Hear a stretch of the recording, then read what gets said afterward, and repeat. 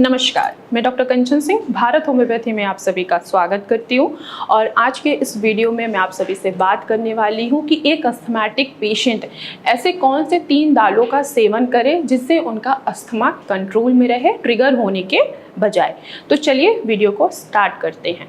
आप सभी को पता है कि अस्थमा हमारे फेफड़े से रिलेटेड ही प्रॉब्लम है, यानी कि जब हमें सांस लेने में तकलीफ आती है, जब हमारे एयरवेज में इन्फ्लामेशन होती है, वहाँ पे स्वेलिंग हो जाती है, वहाँ पे सिकुड़न हो जाता है, तो जो अल्वोलाइज ब्लड के थ्रू ऑक्सीजन को कैरी करते हैं वो ऑक्सीजन को कैरी नहीं कर पाते हैं और कार्बन डाइऑक्साइड को बाहर नहीं निकाल पाते हैं, जिसकी वजह से पेशेंट को सांस लेने की तकलीफ बनती रहती है।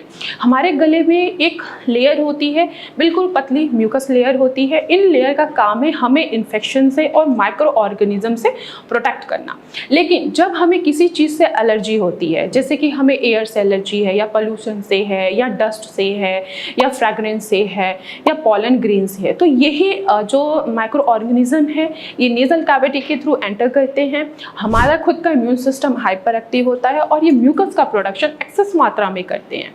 और जब एक्सेस मात्रा में म्यूकस का प्रोडक्शन होगा तो आपको सांस लेने की तकलीफ होगी और साथ ही साथ खांसी होगा, बलगम होगा, सीने से आवाज़ आएगी, घड़ घड़ की या विजिंग साउंड आएगा। तो ये सारे सिम्टम्स होते हैं एक अस्थमा पेशेंट की। हम बात कर रहे थे कि आखिर एक अस्थमैटिक पेशेंट कौन से दालों का सेवन करे जिससे उनको आराम आए। तो 3 दालें हैं जो एक अस्थमैटिक पेशेंट उनका सेवन कर सकते हैं। पहला है मूंग दाल, दूसरा है मसूर दाल, तीसरा है चने की दाल। सबसे पहले हम बात करेंगे मूंग दाल के बारे में। तो मूंग दाल, इसमें क्या होता है, ये एंटीऑक्सीडेंट से भरपूर होता है, लाइट प्रोटीन होता है, प्लस फाइबर की मात्रा अच्छी होती है। अब देखिए, अगर किसी भी पेशेंट को लूज मोशन होता है या उसको बार बार फीवर आ रहा है या टाइफाइड हो रहा है या जॉन्डिस मलेरिया हो रहा है, तो हम डॉक्टर सबसे पहले पेशेंट को यही सजेशन देते हैं कि आप मूंग दाल की खिचड़ी लीजिए। मूंग दाल है जो कि ईजिली डाइजेस्ट हो जाता है और आपकी जो प्रॉब्लम, जिस प्रॉब्लम से आप सफ़र कर रहे हैं, चाहे वो लूज मोशन हो, चाहे वो फीवर हो, चाहे वो मलेरिया ही क्यों ना हो, उससे आप धीरे धीरे क्योर हो जाते हो।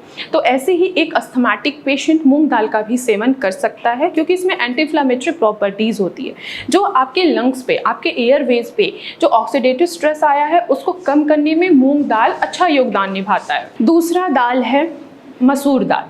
मसूर दाल में मैग्नीशियम और पोटेशियम के साथ साथ फाइबर भी पाया जाता है, जो आपके ब्रोंकियल ट्यूब्स पे आए हुए इन्फ्लेमेशन को कम करता है, आपके लंग्स पे आए हुए ऑक्सीडेटिव स्ट्रेस को कम करने में आपकी मदद करता है। तो एक अस्थमैटिक पेशेंट मसूर दाल का भी सेवन कर सकते हैं। नेक्स्ट दाल है चना की दाल। चने की दाल में भी फाइबर होता है, प्रोटीन होता है और साथ ही साथ ये आपके लंग्स पे जो ऑक्सीडेटिव स्ट्रेस आता है उनको कम करने में आपकी मदद करते हैं। इन्फ्लेमेशन को कम करने में चना दाल आपके लिए बहुत ही ज़्यादा हेल्पफुल है।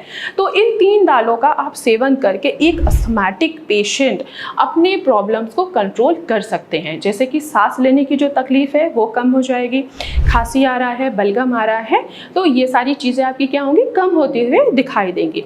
लेकिन इसका ये मतलब नहीं है कि सिर्फ आप ये 3 दाल को लेके ही अपने आप को क्योर कर पाएंगे। आपको प्रॉपर मेडिकेशन लेनी है, होम्योपैथी कस्टमाइज मेडिसिन लेनी है।